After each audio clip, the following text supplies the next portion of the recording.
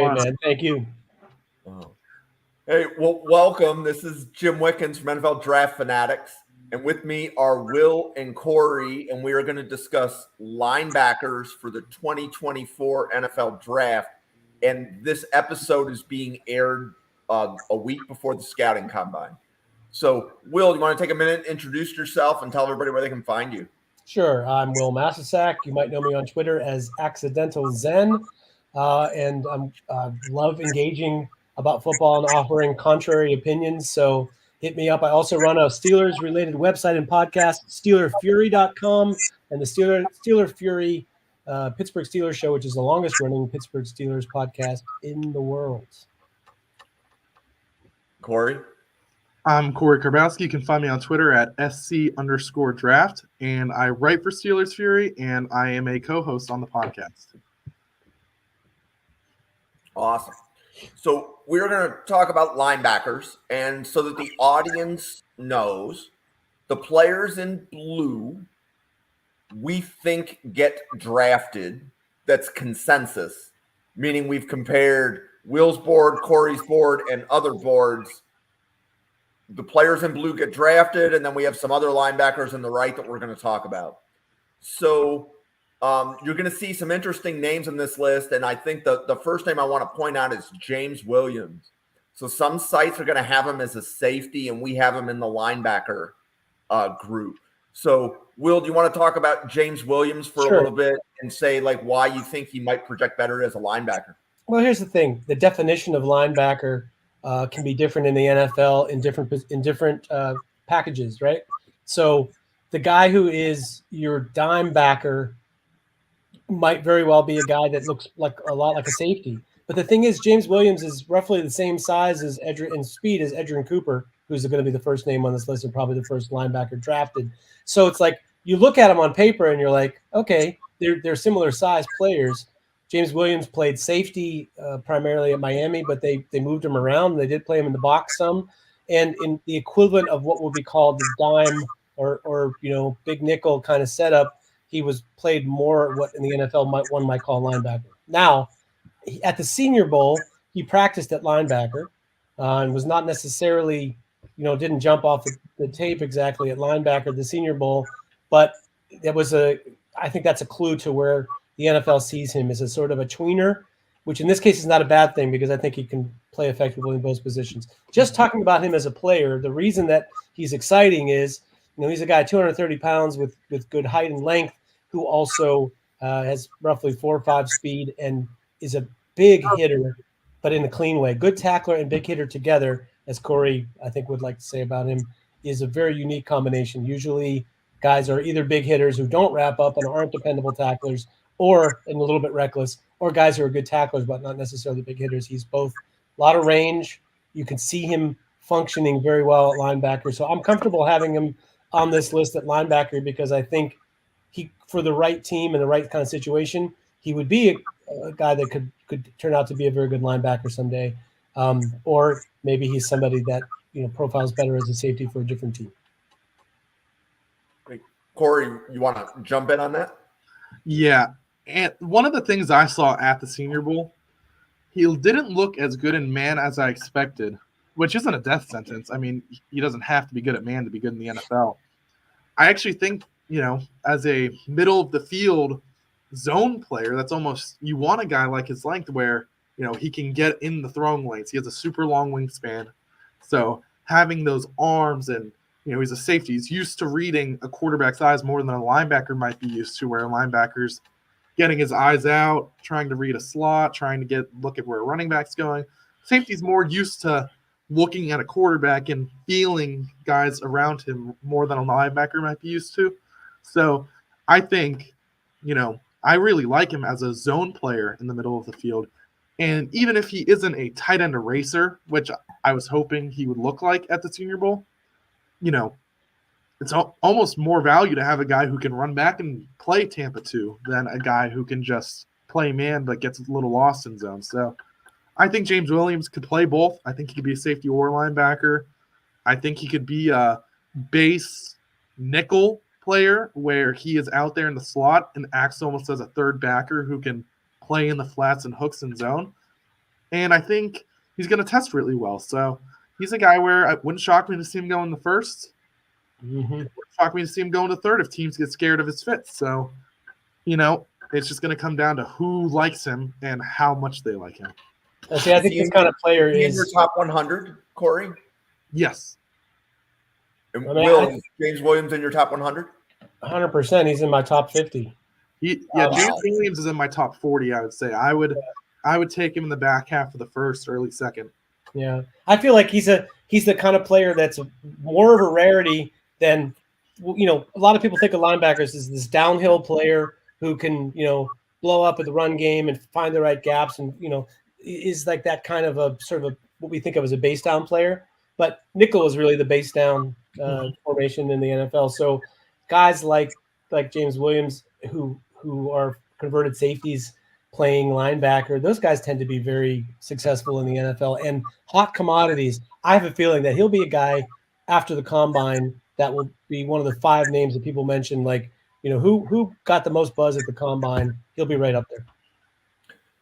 So question, if you were to compare James Williams to Brian Branch from last year, which player did you grade higher, Branch or Williams? I graded Williams higher, and I liked Brandt, and I just talked about it in the other podcast we did. It was kind of like with Blake Corum to a degree where I liked Branch. I didn't like where he was being projected, which he would have earned, a top 15 pick in a redraft. So I was a little off on that one. I wasn't sure on Branch's fit in the NFL. I didn't think he had the quicks for corner, and I thought he's a little undersized and not the athlete I hoped at safety.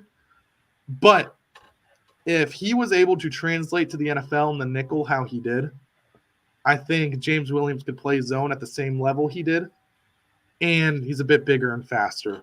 That doesn't mean he'll be as good as Brian Branch was this year. That'd be really tough to do. But I think the potential is definitely there for James Williams. Yeah, see, the player I would compare him to is Marte Mapu, the guy from last year who New England, right? The difference is that at the Senior Bowl, Marte Mapu just blew things up.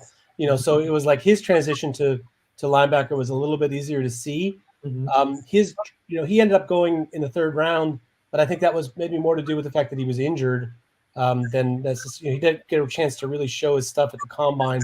So I feel like Marte Mapu would have been, possibly as much as a early 2nd round pick if he hadn't been injured. So I have a feeling that James Williams not quite as good as Marte Mapu, I think, but they're close. Similar kind of player, same size, similar speed, similar impact player, just a little bit different skills. Mm-hmm. Yeah, if Marquise Bell gets a lot of bad press right now just because of how Dallas' season ended, I think, and I was really high on Marquise Bell, safety out of Florida A&M when he came out, kind of similar to Williams where he was a big hitter and a tackling machine. But I think a big difference is Marquise Bell transitioned to linebacker, not only midseason, which is kind of ridiculous to ask of a player, but James Williams has about 15 pounds on him, to where Marquise Bell's had to bulk up, probably took some speed off him. James Williams is used to moving how he's moving at this weight, and he's not far off linebacker weight right now. So I think that's going to be a big difference between, I think Marquise Bell is going to be a good linebacker next year for the Cowboys. People are low on him right now. But I think James Williams more equipped to be playing linebacker, especially since he's working a whole off season for it. He's been working it since he finished at Miami. He got Senior Bowl reps at it. I think he's going to be a good linebacker. Okay. So I'm going to call out a team name that I think needs a linebacker. And I want you to handcuff it with a guy that could go early versus a guy that could go late. So, for example, if the Eagles need a linebacker, is Cooper a good fit? And then if they can't get Cooper early, who would be a good fit later?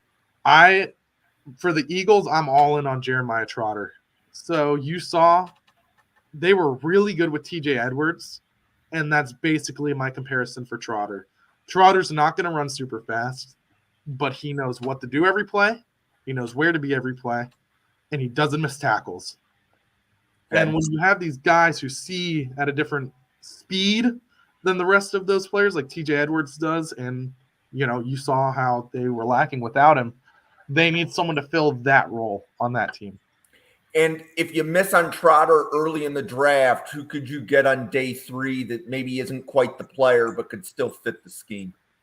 That screams Jackson Mitchell. Same kind of player. A little slower, not going to blow the doors off the 40, but can accelerate, sees the play, sees the game really easily. It's always moving with the play. He's moving like an offensive player, he knows to play. And super secure tackler.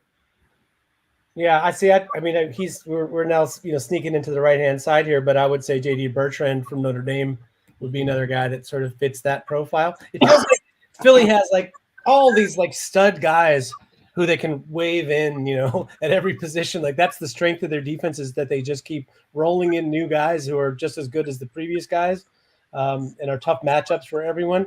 And a guy like Jackson Mitchell or Bertrand, or for that matter, Trotter, they're not necessarily matchup problems, but they're just, you need somebody solid in the middle of your defense that just reads plays and, whose diagnosis and ability to get to stop plays is better than their athleticism. So I feel like all three of those guys are good fits for that. Okay, so Dallas is another team that needs a linebacker. What player on this list do you think would be a good fit for Dallas that we haven't talked about yet? We haven't really mentioned Edgerrin Cooper, but I think that's a guy that kind of fits there. Yeah. Cooper's a weird one for me. I like him, but there's a bit of projection involved with him, not in the same sense as James Williams, just that Cooper is going to it's going to be less seeing and reacting and more moving as the ball goes. And it's tough to coach instincts. And I don't think he's a bad instinctual player. But when we're talking about him as the first linebacker to go, those are things that you have to differentiate over Trotter and Williams, because I have Edgerrin Cooper at 3. He's my number 3 backer. I have Williams and Trotter over him. But I think he would be a good fit for Dallas, where they don't need a guy like this year, I don't think, where they can afford to have a guy be a little raw, especially when you've got some of the other guys on that defense. But same thing with Marquise Bell. You're hoping for the return on it's going to be a little better. Yep. And if you miss on Cooper early, somebody else takes him before Dallas. Who could Dallas get later that could kind of handcuff that position for him? I think Steel Chambers, he's a guy who his film last year was a lot better than this year. I'm not exactly sure what happened, but the film from last year was really, really good. So that's going to be a guy where if he went last year, he probably would have been gone before round 5. You might be able to get him around 6 or 7 this year. So that's a guy that you might, hope to recover, get back what they had that year before, and, take advantage of a guy who slid just because of one lesser year based on the rest of his career. I mean, I think the thing about Cooper that makes it a tough evaluation is, how many teams are going to use him the way that A&M used him, right? He's not going to – I doubt that he's going to come in the NFL and have a situation where he is going to be basically an outside linebacker who primarily either blitzes or plays spy against a mobile quarterback. That is a very specialized role in a way, right? So as you said, Korey, a projection to see him do anything else. On the other hand, he's very fast. I know that he's supposedly a 4.54 guy. It would absolutely not shock me for him to run significantly better than that, just watching him run in games. So I feel like his 10-yard split is going to be very low. He's super quick off the ball. And there is a little instinct involved in that. It's like to be the twitchy guy, to be able to time the snap and so on is not necessarily a great skill to have as an edge rusher, but as a linebacker, I buy it a little bit more. I see him also. The other thing about being a off-ball linebacker and playing inside, which he might for some teams, is that ability to move laterally quickly. And you see him when he's spying, man.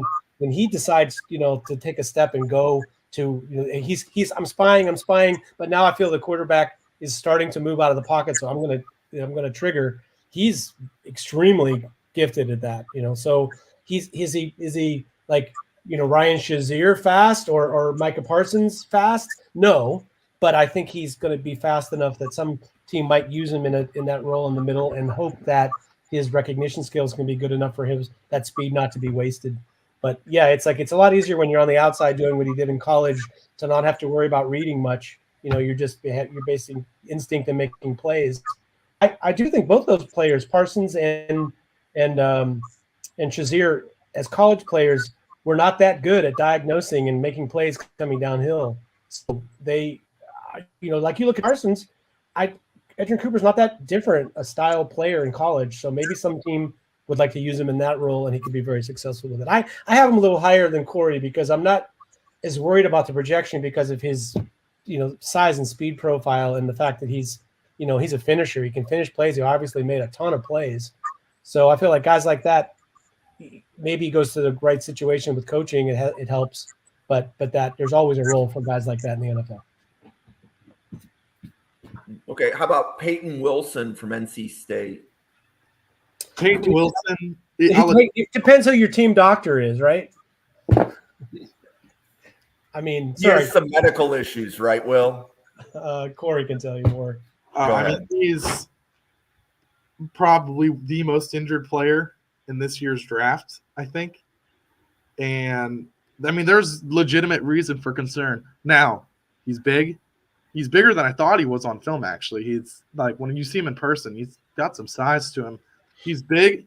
He looks the part.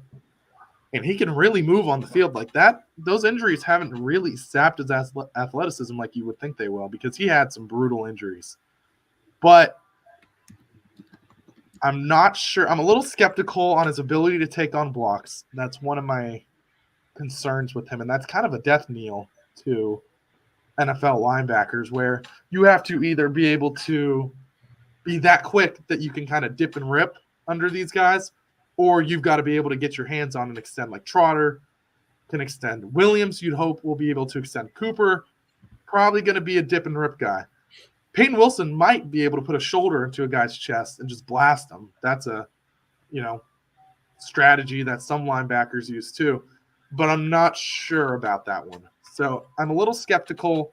He could be really good for a team, but he could also never really get on the field. It could be like a Carson Strong situation even where it just never kind of happens with him. Do you think he's a Van Der Esch? Is that a good comp? I don't think he's as thick as Van Der Esch. I think he's more – here's what I'll say. Peyton Wilson almost doesn't look like a football player because he's a little – like he's lean. So he's not really linebacker width. He's not really like as tall or as wide as a tight end. Like he almost looks like, and this isn't a slight, but like if you imagine like an Olympic lacrosse player or something, like that's kind of the frame he has where he looks like, like maybe a really athletic quarterback is kind of what he's built like or something like that. Not like a linebacker though. He's pretty lean. Yeah, I guess it's the height, sort of like the idea of the height and the injury history, that make me think. I wonder if I'm sure that there's somebody out there. I know actually people who are involved in NFL physiology studies, and often they'll get a little note during the combine that says, "Oh, there's something that this guy has in his gait that is the big predictor of knee injuries, et cetera, et cetera."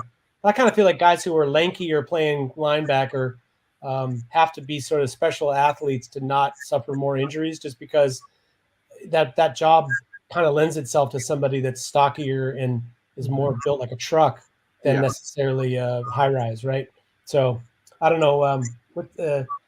It's very plausible that you can be successful at that size and length, but it's different. If you think of like a Fred Warner's 6'4", but Fred Warner's built like a truck. Fred Warner's huge.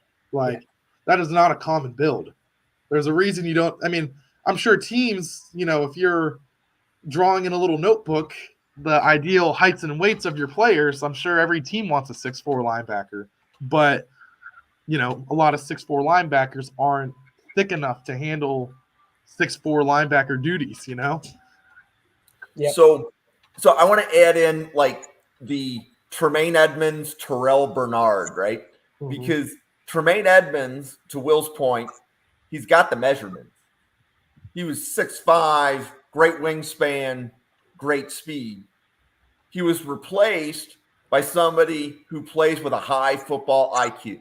And the high football IQ made more plays at linebacker than the more athletic player. Yep. So when it comes to linebackers, I'm obviously, in order to play at any level of college, you have to be a good athlete, right? Then there's good athletes versus like special or elite athletes. You have to be a good athlete, but from a linebacker standpoint, you have to have instincts. Well, and that's the thing is in college, those guys, and there's these 5-star guys. Because when you're 6'4", 235 in high school, you're going to be a 5-star. You're going to tear up your high school field. You could even get into college, and you could tear up your college. Like, you think of, there's numerous height, weight, speed guys who have played linebacker who haven't panned out because they haven't been asked to, make NFL level reads and diagnose as quickly as they can just because they can run to it and they can tackle anyone. So some of these guys are never asked to diagnose how they should be. Then it catches up to them in the NFL. Sure. Yep. So, but I think that's Peyton Wilson's issue. I think Peyton Wilson can diagnose well. I think it's just more. I'm worried about the frame and the every down run, stuffing. Is he in your top 100, Korey? Peyton Wilson is not. Okay. And Will, how about you? No. But okay. I don't know about, being an amateur doing this. I don't have access to medical reports, but I have to use his age. He's about to be 24 years old. I think it's very hard to put a player in the top 100 who's 24. Okay. Even if someone gave me a guarantee of he is completely fine right now, he has the same chance of getting re-injured as anyone else, I still probably would have him outside my top 100 just based off of play alone and age. Okay. Curtis Jacobs. I'm not a Curtis Jacobs fan. I'm not sure about Will. Yeah, I don't get it. I mean, I get that he's a Penn State linebacker and it's a hot commodity right now. It's like, being a wide receiver from Ohio State. But he's like the other. He'll never ask to be the guy, surrounded by guys who are probably better than him. That's also a thing that's a bit of a red flag to me. The hardest part of watching Curtis Jacobs is not looking at Abdul Carter every play. That's a good summary, right? Okay, we can move on to Tyron Harper. I liked him a lot last year, and I remember I talked to Will about him. He has his flaws. He has a weird kind of projection to the NFL where he's really fast, he's a really good blitzer, and he's pretty good in coverage. But it's almost like Peyton Wilson. He's lean, like he doesn't have a linebacker frame, so he gets away with making blockers miss a lot in college, and I don't think he'll be able to do it as much in the NFL. But I do still think there's a lot of special teams value. He's a good blitzer. Like, he could be a dime backer. He could be an obvious passing down linebacker. I just don't. And I like him. It's just I recognize his limitations, and I don't think he's going to be good enough against the run in the NFL to be an every down backer. But he still has his good qualities. Okay. Yeah, I think we're to the point of now going through linebackers where there's only maybe 2 or 3 names left who I think do not have some kind of real nagging flaw or who don't lack a calling card. So it's like I feel like we're getting into like guys you draft just to fill out your roster and not necessarily guys I have a lot of hope for going forward. There's a few names left I think that got some something to them. And Korey, can I steal your thunder a little with Tatum Bethune because I know we both like him, but I've already gotten to spread the gospel on Tatum Bethune on Jim's thing before, so I can add it. Need to say after. Yeah, well, like I'm, Central Florida is another team that I watched a lot the last few years, and Tatum Bethune is just a cat that always stood out, and the fact that he moved up in competition level to Florida State and still was an outstanding player there. That defense, man. loaded. Oh my God, Florida State has so many guys this year. It's a total shame about their quarterback situation that they couldn't get them into the playoffs somehow. But I love their defense, and almost every guy on it who's a prospect I really like. But he's a really good coverage player, but probably made the most noise this year because of his hit on LSU's quarterback Jaden Daniels, where he basically stopped his momentum completely and like tossed him backwards a few yards. That was a highlight reel thing, for him this year, which I think made people notice him a little bit more. But I love players like this who were, they were studs at a group of five school, let's say, and then they move up in level competition to Power Five and are still really successful there. I feel like that bodes well for them. Just a player. Mm-hmm.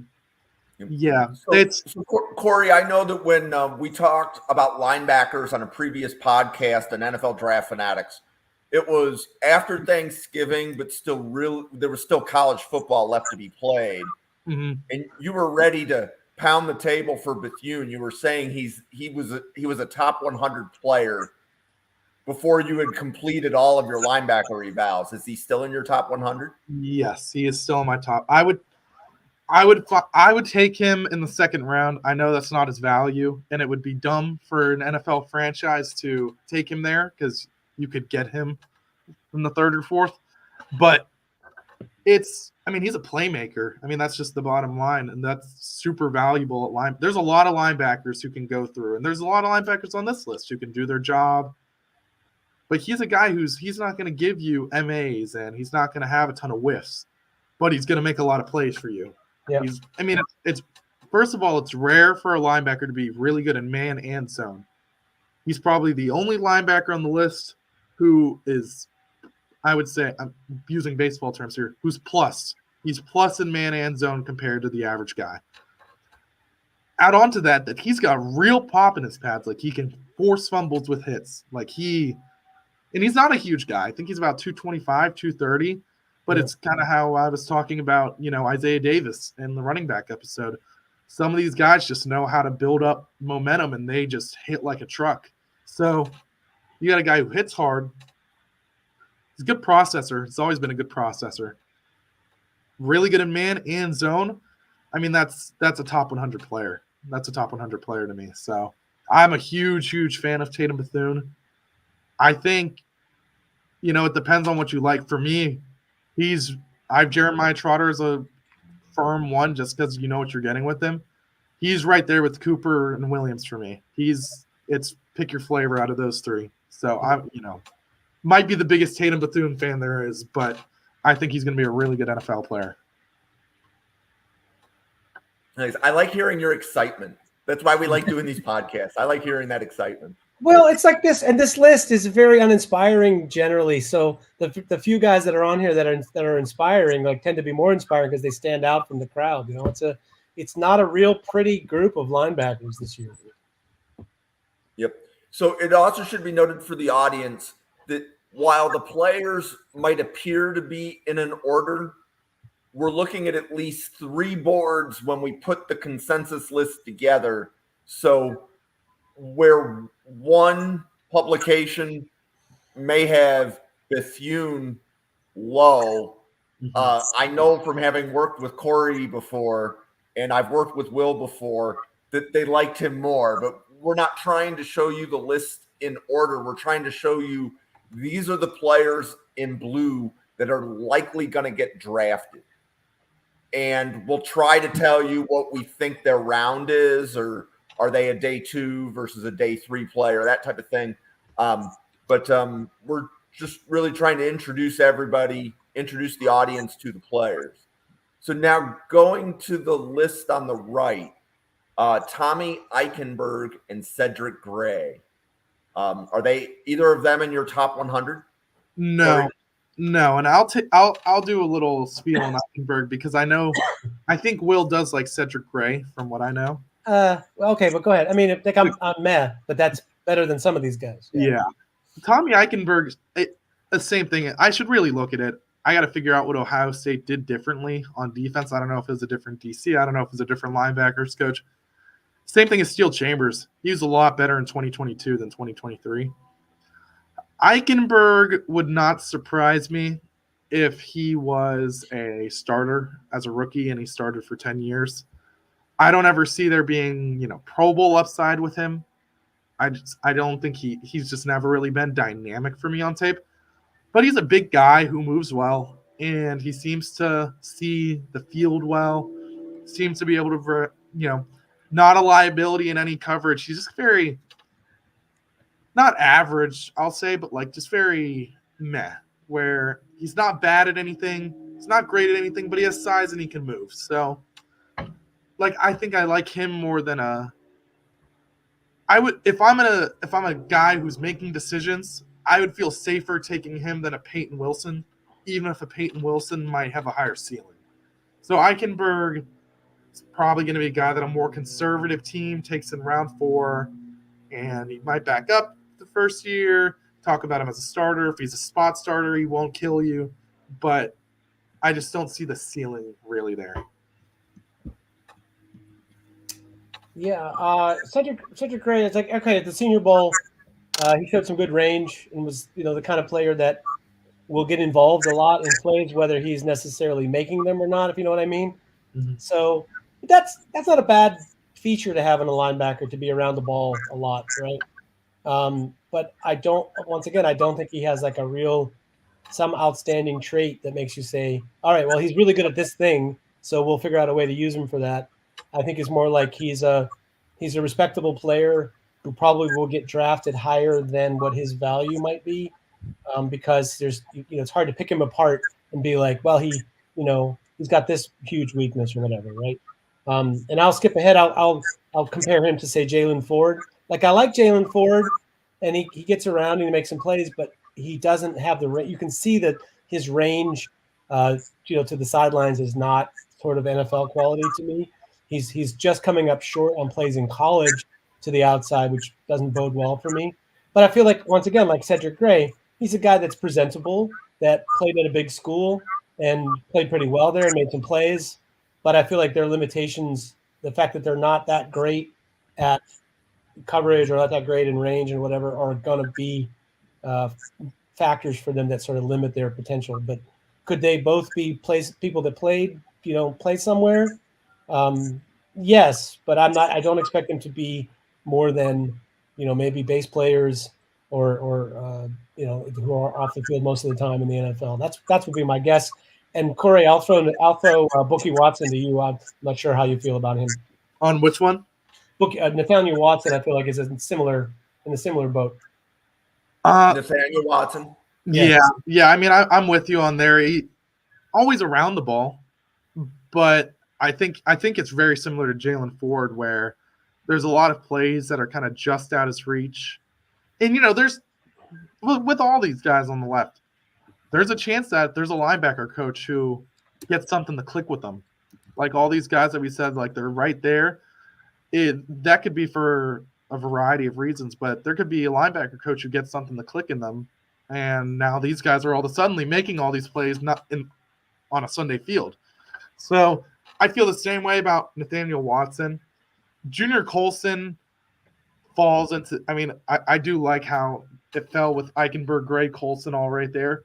I think it's very similar. The thing to look at with Junior Colson, ironically, one of the 3 junior linebackers who came out early, he, good frame.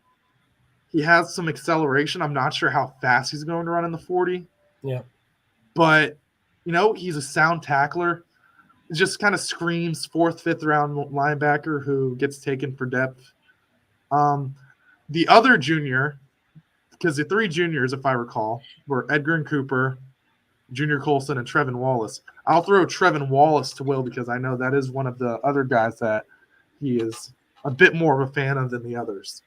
Actually, no, not. You confused me with someone else. But it's like I once again, we're getting into players where like even differentiating them from one another is hard. It just feels like this pile of as you said, depth linebackers, which is not the most exciting thing to break down. I would say out of this group that Junior Colson and Trevin Wallace and Nathaniel Watson maybe are the guys I feel like could stick a little bit. more likely to to like have a role where you see them and you recognize that they're in the game and they make a few plays. Not the best starter or not the worst starter on some team, right? That's Okay. how I feel like their upside is. But yeah, I'm So how sorry. many of the players in blue, let me rephrase that. How many of the players listed do you see taken before the end of the third round? So a day 1 or day 2 player? And The end Will, of I'll the put that to third. you first. Yeah, I think 4. that's what I would guess. You might sneak in a fifth, but I think there's 4 guys, especially if we're including James Williams, Uh-huh. then I would say 4 for sure. And the Because 4 are Cooper, Williams, Trotter, and I would guess Wilson because I think he's going to test really well. And as long okay. as those medicals clear, I would assume from the testing he would get drafted somewhere before the end of round 3. And I would say Watson has a chance at that as well. Not for testing, but to be in that, just barely make it into the top 100 picks. Mm-hmm. Got it. Okay, so the list of the players on the right, I'm going to start with JD Bertrand. So the reason that Bertrand was not consensus is Will and Korey each had Bertrand high, but the publication I used to build the original list didn't even have a draftable grade on JD Bertrand. But you guys both think that he is like one of the top 10 linebackers in the class? Yeah. I would say so. Yeah, top 10, yeah. I think he's a step ahead of, what we were just talking about, those depth guys, because there's a difference between having good enough instincts and instincts that stand out. He has instincts that stand out, which how you mentioned earlier, Jim, that's huge for a linebacker. He's got the thick frame. He's not the tallest guy, but he's got the thick frame, which height's never really mattered that much for linebackers. Yeah, 6'4" is nice, but all the other stuff comes before it. And, super steady tackler. I'll let Will take it from there, but I think there's a lot to like with him. Yeah, it's just like, well, here's the thing. Korey and we've come to this conclusion. I'm not sure who had the idea first, but sometimes if you don't know a player at all, you put on the team's game and you just see how long it takes for a guy to jump out at you. And if he doesn't jump out in like the first 5 plays, you're like, forget it. Especially when you get late in the draft season and you heard about some guy that maybe could play or whatever. And it's like, I don't want to look up his number or anything. I just want to watch some game and see if he jumps out at me, right? So I was watching Maris Liafu, the other linebacker at Notre Dame that's in this year's draft, and other guys just keep popping off the tape. Like, it's a run of like, oh, Xavier Watts, yeah, there's a guy who's like a first round pick, and then you see the other linebacker making play after play, and you just think to yourself, well, why is the hype about the other guy? Well, we didn't mention Maris Liafu, but he's big.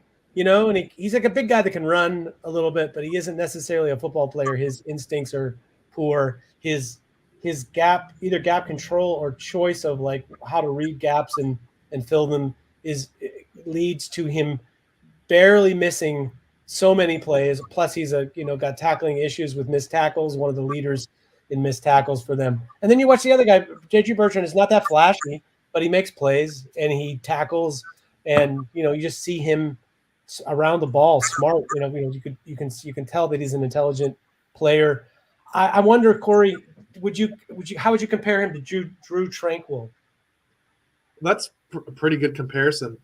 There's a lot of those guys in the NFL where they're guys who stick around for years, and even if they're not the biggest and tallest, guys who know where they're supposed to be and make tackles, those guys are going to stick around. Especially at linebacker, right? It's more. I would say more than any other position, it's a position where you can make up for a lack of athleticism, more than make up for it if your instincts and your Let's put it this way: Shaquille Leonard probably runs a 5.0 right now, maybe even slower, and he still gets 70% of the snaps every game at linebacker. Right. Yep. Okay, anybody else on the right, like Lavelle Bailey was a new name for me. Easton Gibbs was a new name for me. So you want to talk about them just a little bit? Yeah, Lavelle Bailey gets no publicity. He is probably the best coverage linebacker in the draft. And he has his flaws that come, and I thought that about Tatum Bethune. And then I saw him in person. I went back, I watched this film. He has his other flaws. He's not nearly as big of an impact in the run game. He's a little undersized, but he is a playmaker. Like, he is super, super fluid. He looks like, it's not even almost like a safety. It's more like a corner. Like, he has cornerback feet when he's playing the breaks on tight ends and running backs. There was a point in the season, because I saw him at the Hula Bowl. You know how hard it is to not give up anything as a linebacker in one-on-ones? Like, that one-on-ones is slanted for receivers and the offense in general. It's really slanted for running backs and tight ends. They're letting them run wheels straight up, out, ins, hitches. Like, it's option routes, basically. And, I mean, he was shutting all of them down. And there were guys there. Like, there were good receiving backs at the Hula Bowl. And there were big tight ends like Josh Wiley. And he was running with them. He was moving with the running backs.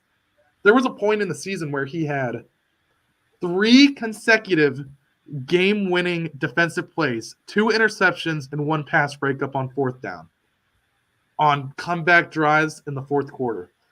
So you add on to the just general coverage ability, that's a gamer. I mean, that's a guy that, you know, Minkah Fitzpatrick is known for doing that at safety, where some guys just have a knack for, you know, disguising themselves and making that play in the 4th. Now, is he going to get big enough? Is he going to get thick enough to be able to play every down as a run backer? Because he's fast. He sees the play. He sees it well. He's just a bit leaner. I'm not sure. But I think he finds a spot somewhere just purely off the coverage ability. Easton Gibbs, I don't know. Maybe, Korey, you're higher on him than I am. I think he showed well. Was it Shrine or Senior Bowl? I've forgotten which now. Shrine, I believe. Yeah. Maybe it was the Senior Bowl. I think it was either way. Either way, you know, he was a guy who looked really good in practice and coverage, and generated some buzz from that. I found his tape at Wyoming to be good, but not necessarily like playing at that level. I would expect him to stand out more and be more of a presence in the game. I felt he was good in those games and solid. There's nothing wrong with his play. I'm not sure how much upside there is there, but I do feel like he's a sort of a high floor player who can come in and contribute as a depth linebacker. So I will give him that much. Yeah. The other guy I'll mention is David Egwo-Egubu. Degwogubu. Actually, I tried. He's the linebacker who's now from Houston, and before that, I want to say, was it Oklahoma? I'm sorry, guys. Anybody know the answer to that question? At any rate, at Houston this last year, and he's one of these mold of guys that I guess we have to talk about in linebackers. I'm not sure if you mentioned him in the edge talk or not, but he's plays off ball, but basically his role is mostly rushing the passer.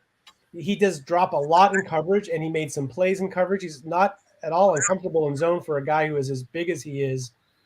He's the size of almost a defensive end, but dropped in coverage and played pretty well. The one calling card that he has that I think maybe bodes well for him being an versatile off ball in the league is he has the ability to find smaller targets in the open field and lay hits on them, which when you're a bigger guy, it's one thing to find the target, even, be able to hit the guy hard. You're bigger than he is.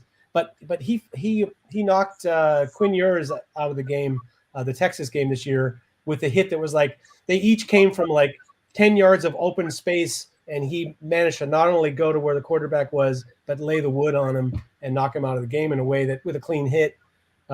So that's not a bad skill to showcase for a big player. So I feel like there's he's at the fringe of being draftable, but just because of his size and speed, he has a shot at that, I think. And Korey, anybody else on the right that you want to talk about? Jackson Sermon or Joe Andreessen? So I'll bring up Jackson Sermon. I was at the Senior Bowl. Now I'll say this. I haven't watched any full games of him. So I'm only going to speak on what I've seen at the Senior Bowl because I've heard mixed reviews of his actual game tape. But at the Senior Bowl, he looked very good in coverage. And again, that's something that, every team could use better middle of the field, defense. And he's a little small. He's kind of got the same, thicker, long-armed frame as like J.D. Bertrand. That's kind of like a weirder build, but like lends well to coverage. And he looked really good in coverage. He was really reading the QB's eyes in zone. He did good in the one-on-ones. I've heard mixed reviews on the tape, so I'm not going to say anything on that, but he has the makings of a guy who could be good in coverage. One guy, since this is my last bit on the linebackers that I wanted to bring up, since Will was talking about potential position switch, he's a highly touted edge rusher. I don't really like him as much at edge. I think I almost like him more at linebacker than I would at edge. It's Chop Robinson. One thing that caught my eye was Chop Robinson had a lot of his wins when he kind of bounced inside standing up like a traditional Mike would. And his wins on the outside were kind of predicated on quickness, not really true bend. It was just kind of foot speed to kind of beat some tackles around the edge. That's going to be a lot tougher in the NFL. Guys are longer. Guys are more explosive. But I did like his tackling. And I did like, his frame, honestly, is a shorter edge. It lends itself more to an off-ball linebacker anyways. He might work at edge rusher, but I do think he'd be a better linebacker. Like, if he was that linebacker, that'd be a top 100 linebacker for me. But as an edge, he's not a top 100 player for me. So that's just kind of a guy I would like to see. I think he could be a better linebacker than edge. He could prove me wrong and be just a fine edge rusher, but that's a guy I would like to see potentially make a switch. Okay. So I appreciate everybody. We've had several people come in and out of the podcast. So if you're watching this in hindsight, please like and subscribe to the NFL Draft Fanatics channel. If you're looking for me on Twitter, I'm at NFL Draft Fanatic. There is no I in Fanatic on my Twitter. We have concluded our pre-combine linebacker episode, and we have defensive backs coming up shortly. So thank you, everybody that has watched so far. And we are out.